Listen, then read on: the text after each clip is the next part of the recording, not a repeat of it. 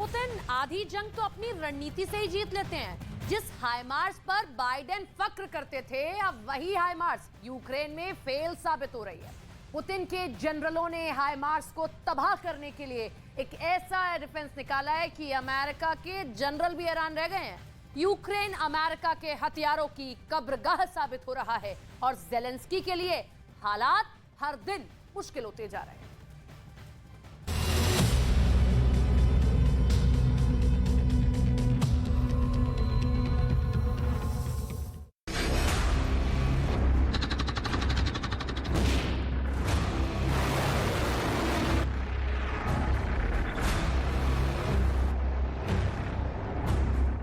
America NATO के 30 देशों के साथ मिलकर भी पुतिन से टक्कर नहीं ले पा रहा है।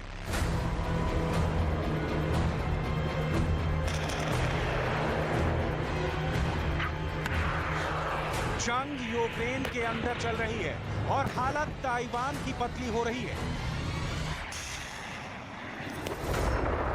क्योंकि अमेरिका की हथियार फैक्ट्रियां हथियार बना बनाकर पस्त हो चुकी हैं। अमेरिका चाहे हथियार का पहाड़ ही क्यों न लगा दे, लेकिन पुतिन की वॉर मशीनरी के ताबड़तोड़ हमलों का नाटो के पास कोई तोड़ ही नहीं है। अब अमेरिका से ही एक नई खबर आ रही है, जिससे पता चल रहा है कि किस तरह अमेरिका ने अपने हाथ खड़े कर दिए हैं।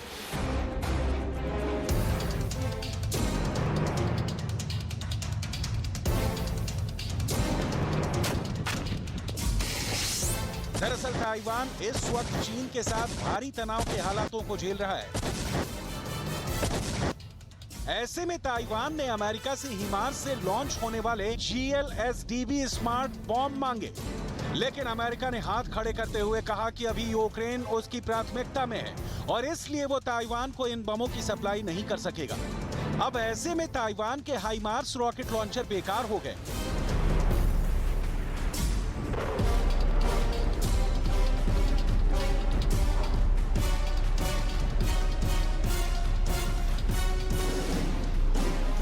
क्योंकि जब GLSDB स्मार्ट बॉम्ब नहीं होगा तो हाइमार्स एक कबाड़ से ज्यादा कुछ भी नहीं।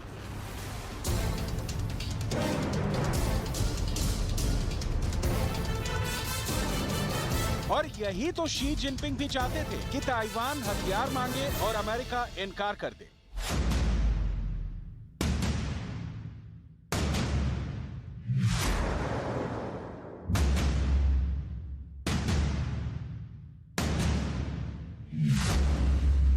अभी जिनपिंग जब मॉस्को गए थे तो पुतिन और शी जिनपिंग के बीच में जो सीक्रेट प्लानिंग हुई, उसने यूक्रेन और ताइवान दोनों को बहुत डरा दिया है।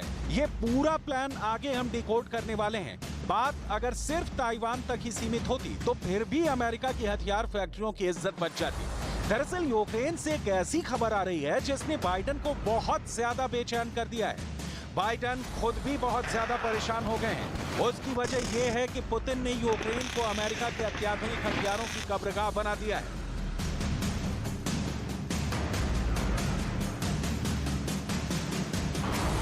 यूक्रेन के अंदर अमेरिका और रूस के हथियारों के बीच एक जबरदस्त शक्ति प्रदर्शन चल रहा है। अमेरिका लगातार ज़ेलेंस्की की डिमांड पर यूक्रेन की सेना को नए नए हथियार सप्लाई कर रहा है और रूस इन सभी हथियारों को मार गिराने का दावा कर रहा है। ऐसे में यूक्रेन की जमीन पर दोनों देशों के हथियारों ने जबरदस्त कोहराम मचाया हुआ है और इसका नुकसान झेलना पड़ रहा है यूक्रेन की जनता को।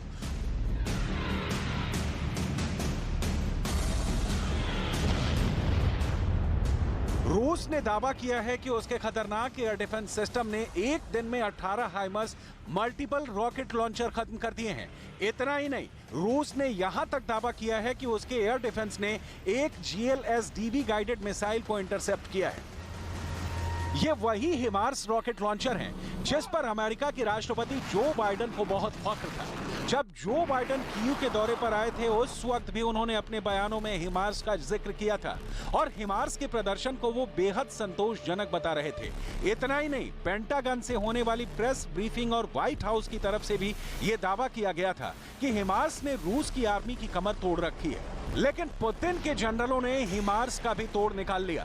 पुतिन ने अपने सबसे खास जनरलों को यह प्रोजेक्ट दिया था कि अमेरिका के हथियारों की फैक्ट्रियों की सारी इज्जत धूल में मिला देनी है। अमेरिका और रूस के बीच हथियारों की खतरनाक दौड़ हमेशा से चलती रही है और पुतिन नहीं चाहते थे कि यूक्रेन युद्ध के बहाने अमेरिका अपने हथियार, खासकर रॉकेट लॉन्चर हिमार्स की ब्रांडिंग कर सके। इसीलिए पहले ही रूस के जनरलों ने हिमार्स रॉकेट लॉन्चर से निपटने की तकनीक पर काम शुरू कर दिया था। रूस के कौन-कौन से एयर डिफेंस हैं जिन्होंने अमेरिका के इस खतरनाक रॉकेट लॉन्चर को बेबस कर दिया है, आपको दिखाते हैं।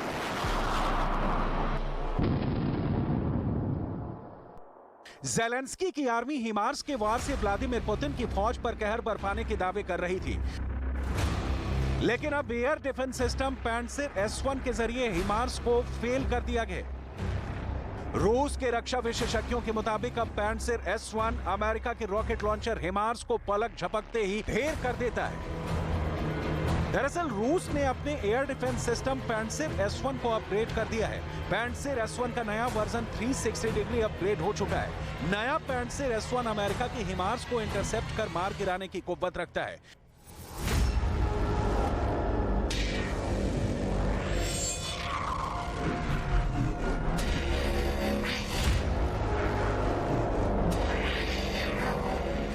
इससे पहले यूक्रेन दावा करता रहा है कि रूस की सेना में हिमार्स का ऐसा खौफ है कि इसे देखते ही पुतिन की आर्मी की सांसें अटक जाती थी।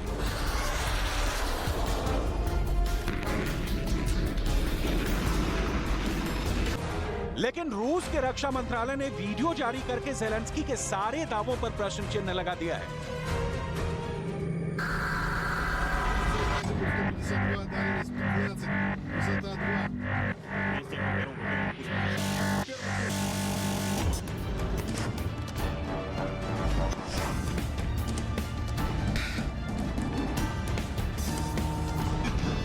पैंट्सिर S-1 अब नए सॉफ्टवेयर से लैस है जो बेहद प्रभावी तरीके से हिमार्स रॉकेटों को इंटरसेप्ट कर सकता है।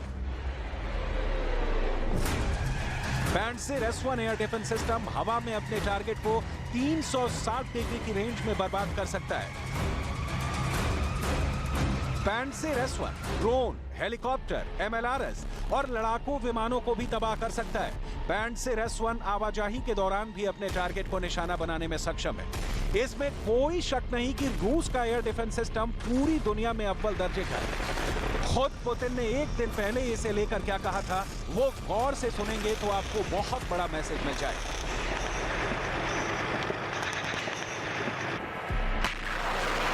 Практическая боевая работа показывает, что ПВО России одно из лучших в мире. Я уже говорил, что вот то, что США производят, скажем, ракеты к системам Patriot, у нас в стране таких ракет производят в 3 раза больше, даже больше, чем в 3 раза. А что касается ракет ПВО в целом, разного назначения, российское производство сопоставимо со всем мировым производством. Ну, кроме всего прочего, конечно, и сами системы современные и надежные.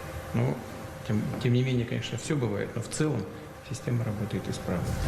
एक तरफ अमेरिका की हथियार फैक्ट्रियां हाँफ रही हैं, दूसरी तरफ रूस के रक्षा मंत्री लगातार रूस की हथियार फैक्ट्रियों के अंदर दौरे कर रहे हैं। रूस की हथियार फैक्ट्रियां लगातार टैंकों का उत्पादन कर रही हैं। इन हथियार फैक्ट्रियों के अधिकारी हर जानकारी अपने डिफेंस मिनिस्टर से साझा कर रहे हैं। इसके अलावा सैकड़ों की संख्या में बख्तरबंद गाड़ियां भी तैयार करवाई जा रही हैं। रूस की नई सैन्य गाड़ियों में खुद रूस के रक्षा मंत्री ने बैठकर निरीक्षण और परीक्षण किया और इनकी गुणवत्ता का पूरा परीक्षण किया। इसके बाद रूस के रक्षा मंत्री की तरफ से कुछ निर्देश भी जारी किए गए। रूस के रक्षा मंत्री को सारे खतरनाक बम दिखाए गए जो यूक्रेन में गिरकर तबाही मचाने जा रहे हैं। शोइगु ने कुछ स्पेशल बॉम्ब्स को लेकर आवश्यक निर्देश जारी किए। रूस की इन फैक्ट्रियों में दिन रात काम चल रहा है। ऐसा लग रहा है कि मानो पुतिन वर्ल्ड वॉर की पूरी तैयारी में बिजी हैं। रूस के हथियारों की फैक्ट्रियों की ये खतरनाक तस्वीरें पूरी दुनिया में वायरल हो रही हैं और यूक्रेन के जनरलों का दिल बैठा जा रहा है। दूसरी तरफ ज़ेलेंस्की पोलैंड की तारीफ में व्यस्त है। Що зміст візиту в Польщу, роботи нашої делегації у Варшаві та у постійній комунікації з польськими партнерами мають бути відчутними для нашого фронту. Оборона і захист наших людей, підтримка нашої стійкості, передусім воїнів – це питання номер один на усіх переговорах і зустрічах. Саме ज़ेलेंस्की डायलॉग डिलीवरी में माहिर है, लेकिन उनको पता नहीं कि पुतिन के ये एक बम 50-50 टन के हैं, जो उनके डायलॉग्स पर भारी पड़ने जा रहे हैं।